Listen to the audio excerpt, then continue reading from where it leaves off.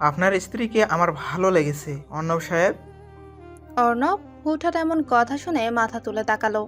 ফারহাদ চৌধুরী আবারও বলল, এক রাতের জন্য আমার বিছানায় পাঠাতে হবে তাকে, বিনিময়ে আপনি যা চাইবেন তাই পাবেন।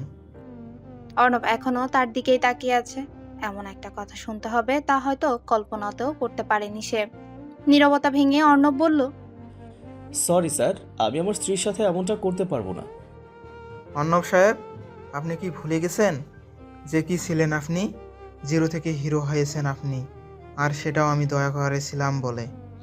এখন আপনি আমার প্রস্তাবে রাজি না হলে আপনাকে চাকরিটা ছেড়ে দিতে হবে, আর অফিস থেকে দেয়া বাড়ি ও গাড়ি দুটোই ছেড়ে দিতে হবে। প্লিজ স্যার, এমনটা করবেন না। তাহলে আমি যা বলেছি তাই আপনাকে চুপচাপ করতে হবে। আপনার বেতন আগের তুলনায় দ্বিগুণ করে দেয়া হবে। এখন আপনি ডিসিশন নিন, কোন অপশানটা বেছে নেবেন আপনি। কালকে অফিসে মতামত জানাবেন। ভাবার জন্য আজ সারা রাত সময় আছে আপনার কাছে। অর্ণব নিশ্চুপ হয়ে দাঁড়িয়ে আছে। হয়তো ভাবছে এমন চান্স দুবার আসবে না। আর অর্থিকে তো সে এমনিতেই ডিভোর্স দিয়ে দিবে। তাহলে নিজের সফলতার মাঝে টোক হিসেবে ব্যবহার করতে প্রবলেম কি? অর্ণব অর্থির কাছে গিয়ে বলল, সরি অর্থি, ওই দিনের কাজের জন্য আমি লজ্জিত। আমার এমনটা করা মোটেও উচিত হয়নি। বাইরে ঝুম বৃষ্টি হচ্ছিল তখন। অর্থি চুপচাপ দাঁড়িয়ে আছে ব্যালকনিতে। হাত বাড়িয়ে বৃষ্টিকে ছুঁয়ে দিচ্ছে সে। অর্ণব আবারও বলল, বৃষ্টি তোমার খুব পছন্দ অর্থি? অর্থি মাথা নাড়িয়ে হ্যাঁ সূচক সম্মতি জানালো। অর্থি কিছু না বলে রুমে চলে গেল। হাত মুছে একটা কাগজে কি যেন লিখলো, আর তা অর্ণবের দিকে এগিয়ে দিল। আমার না ছোট ছোট অনেক স্বপ্ন আছে, আর তার মাঝে একটা হলো প্রিয় মানুষটার সাথে বৃষ্টিতে ভেজা। ভিজবেন আমাকে নিয়ে? অর্ণব চুপচাপ অর্থিকে কোলে তুলে নিয়ে ছাদে চলে গেল। আজ যত ইচ্ছে ভিজবে সে। ছাদে পা রাখতেই দু হাত মেলে দিয়ে বৃষ্টির তালে তালে নাচছে অর্থি। আর অর্ণব এক পাশেই দাঁড়িয়ে তাকিয়ে আছে তার দিকে। এতটুকু বলতে ইন্সপেক্টর সাইদ তাকে থামিয়ে একটা প্রশ্ন করলো। মেয়েটা এতই বোকা ছিল, মানে তার সাথে এত কিছুই হলেও সে চুপচাপ মেনে নিত? অর্ণব একটু হেসেই বলল, হুম, ছোটবেলা থেকে অবহেলা পেতে পেতে হয়তো সব সিচুয়েশন স্বাভাবিকভাবে নিতে শিখে গেছে সে। খুব বোকা ছিল মেয়েটা, অল্পতেই সবাইকে বিশ্বাস করে ফেলতো। আর আপনি তার সুযোগ নিয়েছিলেন। হুম। আচ্ছা, তখন আপনার কাছে এসব মানে কেন আপনার মাঝে অনুশোচনা জেগে উঠছে? এবার অর্ণবের দু চোখ ভিজে উঠল। ওর কথা এখন খুব মনে পড়ছে আমার। ইচ্ছে করছে আবার আমার কাছে ফিরিয়ে নিয়ে আসি।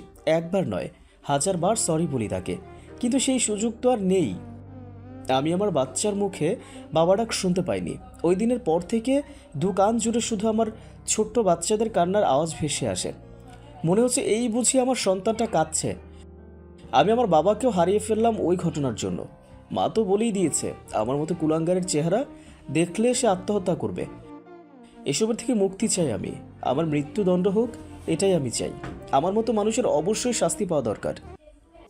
আজ অর্থের মন জুড়ে আনন্দের জোয়ার এসে সব এলোমেলো করে দিয়েছে। অর্ণব আজ নিজেই তাকে কত সময় দিচ্ছে। আগের মতো বিরক্ত দেখাচ্ছে না। দেখে মনেই হচ্ছে না অর্ণবের মাঝে এমন একটা খারাপ মানুষ লুকিয়ে আছে। ছাদ থেকে কোলে করে নিয়ে আসে অর্থিকে। লজ্জায় দু হাতে অর্ণবের গলা জড়িয়ে চোখ বন্ধ করে আছে অর্থি। দুপুরের দিকেই থেমে গেল বৃষ্টি। আকাশ এখনো পরিষ্কার হয়নি। আজ অর্থিকে রান্না করতে হয়নি। অর্ণব যেতে দেয়নি। এমনকি দুপুরে অর্থিকে হাতে তুলে খাইয়েও দিল অর্ণব। অর্থি ভাবছে এই বুঝি সব ঠিক হয়ে গেল। এই বুঝি অর্ণব তাকে বুঝতে পেরেছে। এই বুঝি তাকে ভালোবাসতে শুরু করেছে।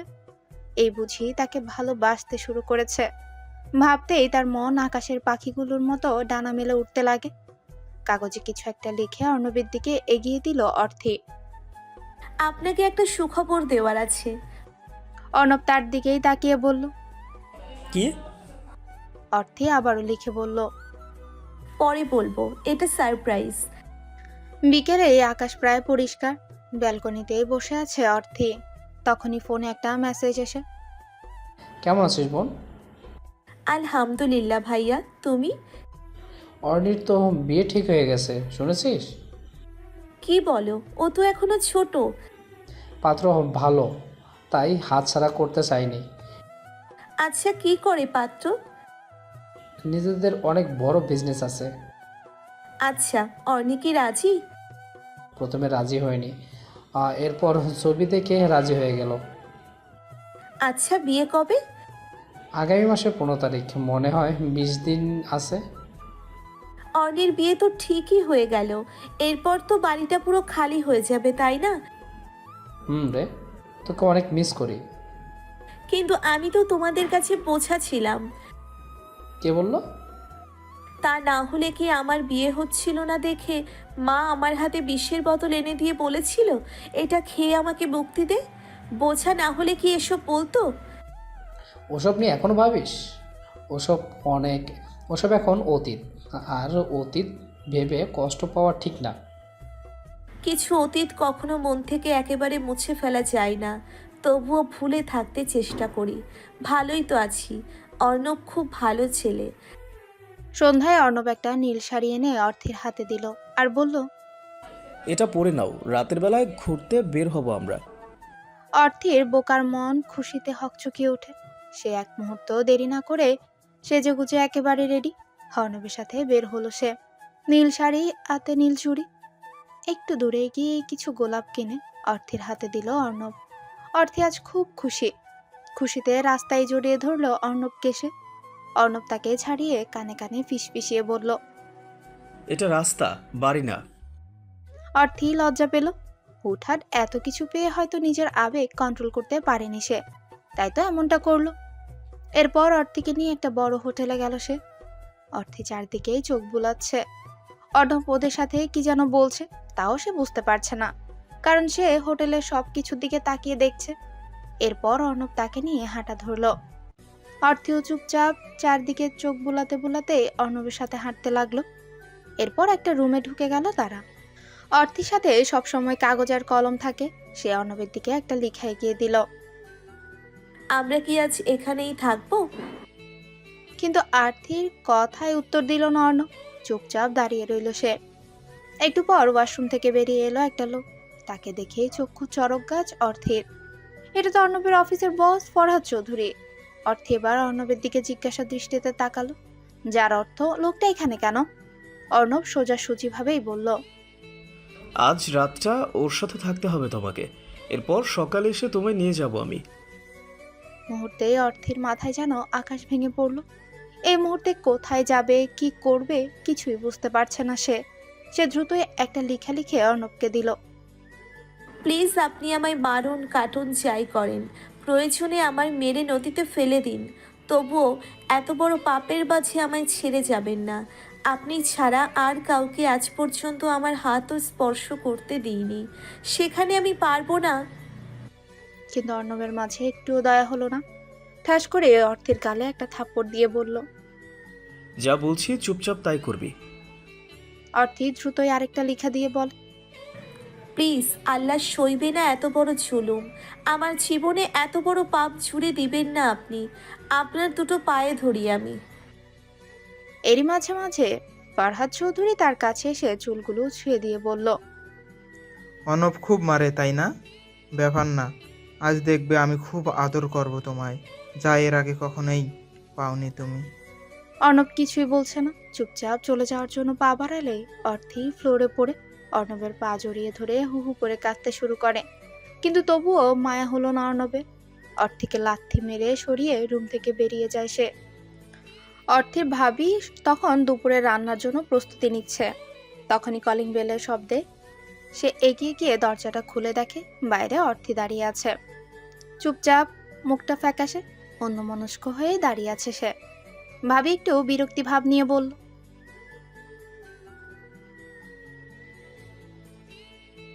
অর্থি কিছু বলছে না, চুপচাপ দাঁড়িয়ে আছে। এরপর চুপচাপ হেঁটে অর্নি রুমে গেল। এখানে আগে সে আর অর্নি থাকতো, এখন শুধু অর্নি থাকে। ভাবি হা হয়ে অর্থের পেছন পেছন চলে গেল। বেশ কিছুক্ষণ আগে, তখন ভোরের পাখি ডাকছিল চারিদিকে। অর্থিদের রুমে পাশেই রুম ছিল অর্ণবের। অর্ণব এগিয়ে গিয়ে দরজায় টোকা দিল। একটু পর এসে দরজা খুলে ফরহাদ চৌধুরী, তার পরনে একটা শর্ট প্যান্ট। অর্ণব রুমে ঢুকে দেখে রুমের এক কোণে দু হাঁটুতে মুখ গুজে বসে আছে অর্থি, তবে কাঁদছে না, চুপচাপ বসে আছে। অর্ণব গিয়ে অর্থিকে বাড়ি নিয়ে আসার জন্য তুলতেই অর্থী অর্ণবের গালে ঠাস ঠাস দুটো চড় মেরে দেয়। অর্ণব কিচ্ছু বলল না। অর্ণব দ্রুত অর্থীকে নিয়ে বাসায় ফিরল, যেন বাবা কিছু জানতে না পারে। এর মাঝে রাস্তায় সোজাসুজি অর্ণব তাকে ভালোভাবে বলে দিল যেন বাসায় কেউ এ ব্যাপারে কিচ্ছু জানতে না পারে। অর্ণব আজ অফিসে যায়নি, অর্থীর আশেপাশেই আছে। অর্থী একটা বড় চিরকুট রেখে বাড়ি থেকে বেরিয়ে গেল, এরপর সোজা তার বাসায় চলে গেল। অর্ণব যেন এই দিনটারই অপেক্ষায় ছিল, কারণ অর্থীর থেকে অনেক আগেই ডিভোর্স পেপারে সাইন নিয়ে নিয়েছে সে। এখন সবাইকে বলবে অর্থী তাকে ডিভোর্স দিয়ে নিজে থেকেই চলে গেছে। ভাবি তার রুমে আসতে অর্থী একটা কাগজ এগিয়ে দিল। কেন চলে এসেছি এটা জানতে এসেছো তাই তো? আমি অর্ণবকে ডিভোর্স দিয়ে এসেছি, বুঝলে? ভাবি আর এক মুহূর্ত দাঁড়ালো না, রুম থেকে বেরিয়ে সারা বাড়ি মাথায় তুলে নাচছে। তার মা তো এসে তাকে অনেক কথা শুনিয়ে গেল। কত কষ্ট করে তোকে বিয়েটা দিয়েছি, আর ওর সংসারটাও ঠিক হতে পারলি না। হায় রে কপাল পুরি। আর কয়দিন পর আমার ছোট্ট মেয়ের বিয়ে, তোর এই খবর ওরা জানলে বিয়েটা হবে? আর কত জ্বালিয়ে মারবি আমাদের? বলেছিলাম না সব চুপচাপ সহ্য করে হলেও ওখানে পড়ে থাকতে? কেন এলি এই বাড়িতে? হাই খুদা, কার সাথে আমি এত বক বক করছি? সারা দিনও কি এই ববির মুখ দিয়ে একটু কথা বের হবে? যত সব ঝামেলা আমার কপালে এসে জোটে। বলে রুম থেকে বের হয়ে গেল তিনি। অর্থী চুপচাপ বসে আছে বিছানায়, তবে আজ একটু কাঁদছে না সে। মানুষ কতটা আঘাত পেলে কাঁদতে পর্যন্ত ভুলে যায়। দুপুরেও ভাত নিয়ে রুমে ঢুকে অর্থীর মা তখনও কথা শুনিয়ে আছে। রাগে অর্থের খাবারের প্লেট আছাড় মারতেই তার টুকরো টুকরো হয়ে যায়, আর খাবারগুলো ছিটিয়ে পড়ে চারদিকে। আচমকা তার মা এসে একটা চড় বসিয়ে দেয় তার গালে। তেজ দেখাস না, এত কিছু করে আবার গা দিয়ে তেজও বের হয়? একটু দূরেই ছিটকে পড়ে সে, তবে সে কান্নারত পরিবর্তে মায়ের দিকে তাকিয়ে হাসতে শুরু করলো। মুখে বিরক্তি নিয়ে রুম থেকে বেরিয়ে গেল তার মা। অর্থী এখনো হাসছে। বিকেলে আশেপাশের প্রতিবেশীরা তাকে দেখতে চলে এলো। স্বামীকে ডিভোর্স দিয়ে বাপের বাড়ি চলে এসেছে এই খবর শোনার পর যেন তাকে সবাই এলিয়েন ভাবতে শুরু করেছে, অথবা চিড়িয়াখানার কোনো প্রাণী। এই খবর চলে গেল অর্ণের হবু শ্বশুর বাড়িতেও। তারা ফোন করে জানিয়ে দিয়েছে এই বাড়ির মেয়েকে তারা কিছুতেই বউ করে নিয়ে যাবে না। এই খবর শোনা মাত্রই অর্থীর মা রুমে এসে একটা বেল্ট হাতে তুলে নিল। তারপর অর্থীর রুমে গিয়ে দরজা বন্ধ করে ইচ্ছে মতো মারতে লাগলো। অর্থীর সাদা চামড়া ফেটে রক্ত বের হতে লাগলো। বাড়ির কেউ তাকে বাঁচাতে এগিয়ে আসছে না, শুধু ভাইয়া বারবার দরজায় লাথি দিচ্ছে। হয়তো দরজাটা ভেঙে অর্থীকে বাঁচাবে এই আশায়। জায়গায় জায়গায় কেটে রক্ত বের হতে লাগলো অর্থীর, কিন্তু অর্থী এখনো হাসছে, যেন এমন সিচুয়েশনে খুব মজা পাচ্ছে সে। ব্যথায় ফ্লোরে লুটিয়ে পড়েও হাসছে সে। এটুকু শুনেই সাইদ অর্ণবের হাত ধরে টেনে ভিতরে ঢুকিয়ে দেয় আর চেঁচিয়ে বলল, আপনার জন্য এই জায়গাটি প্রাপ্য। আরও আছে, ওটা শুনবেন না? এই সত্যটা আমার বাবাও জেনে গেল। এরপর অর্থী প্রেগনেন্সির রিপোর্ট সে দেখে ফেলেছিল। এরপর সব মিলিয়ে সে হয়তো এটা মেনে নিতে পারেনি যে রাতেই ঘুমের মাঝে হার্ট অ্যাটাক করেছিল। আর প্রান্তকেও আমি মেরেছিলাম। অর্থীর প্রতি তার ভালোবাসা জানতে পেরে কেন জানি তার বাইকটা একটা ট্রাকের ধাক্কায় উড়িয়ে দিয়েছিলাম। সব মিলিয়ে বাবা, প্রান্ত, আমার অনাগত সন্তান, আমার স্ত্রী, 4 জনকে খুন করেছি আমি। কিচ্ছু না বলে চেয়ারে বসে বড় বড় শ্বাস নিতে লাগলো সাইদ। তখন গভীর রাত, অর্থীর কাছে কেউ নেই। ভাইয়াকেও মা বলে দিয়েছে অর্থীর কাছে আসলে তার মরা মুখ দেখবে। এই মেয়ে এভাবেই মরুক। আর অর্ণি তো নিজে থেকেই আসছে না, হয়তো খুব ঘৃণা করছে তাকে। ভর দিয়ে উঠে আস্তে আস্তে ওয়াশরুমে চলে যায় অর্থী। সারা শরীর ব্যথা করছে খুব। ওয়াশরুমে গিয়ে শরীরের রক্তগুলো ধুয়ে নিল সে। কাটা জায়গায় পানি পড়তেই খুব জ্বালা করছিল, কিন্তু দাঁতে দাঁত চেপে সহ্য করে নিল তা। বেরিয়ে কাপা হাতে একটা চিঠি লিখলো। আমাকে কখনোই একটু বুঝতে চাওনি তোমরা, সব সময় দূর দূর করেছো, কারণ আমি বোবা, যা তোমাদের সম্মানে লাগে। কিন্তু আমাকে তো সৃষ্টিকর্তাই এমন করে বানিয়েছে, তাই না? সৃষ্টিকর্তা খুব সুন্দর জান্নাত বানিয়ে রেখেছে তার বান্দাদের জন্য। আমারও খুব ইচ্ছে ছিল সেই জান্নাতে যাওয়ার। কখনো এক ওয়াক্ত নামাজ বাদ দিতাম না। শুনেছি সুইসাইড করা মানুষরা নাকি চির জাহান্নামী। এখন হয়তো বলবে আমি সব জেনেও কেন সুইসাইড করছি। তার উত্তর আমি দেব না, শুধু এতটুকুই বলতে চাই, আমার জায়গায় তোমরা হলে এতটুকু পর্যন্ত টিকে থাকতে পারতে না। আমি খুব জোর করে নিজের সাথে যুদ্ধ করে এতদিন বেঁচে ছিলাম, কিন্তু এখন সেই শক্তিটুকু আর নেই। যাই হোক, আর তোমাদের বোঝা হয়ে থাকবো না। তোমাদের মুক্তি দিয়ে গেলাম, ভালো থেকো তোমরা। আর সুইসাইড নোট হিসেবেও ছোট্ট একটা লেখা রেখে গেল। আমার সুইসাইডের জন্য কেউ দায়ী নয়। এই অভিশপ্ত জীবন নিয়ে আমি আর বাঁচতে চাই না, তাই নিজে থেকেই চলে যাচ্ছি সকল প্রিয়জনকে ছেড়ে। পরদিন সকালে ফ্যানের সাথে ঝুলন্ত অবস্থায় অর্থিকে পায় সকলে। নিথর দেহটা নামিয়ে তার পাশে বসে তার ভাই বলল, আমি তোকে বাঁচাতে পারিনি বোন, আমায় ক্ষমা করে দিস। আমার কাছে মায়ের আদেশ বড় নাকি তুই, এটা ভাবতে ভাবতেই সারাটা রাত পার হয়ে গেল। আমায় ক্ষমা করে দিস বোন। অর্থির সুইসাইডের কথা শুনে অর্ণব রুমে রাখা চিরকুটে হাতে নিল, যা অর্থি রেখে গিয়েছিল। দেখে 2 পৃষ্ঠায় অনেক বড় করে লেখা।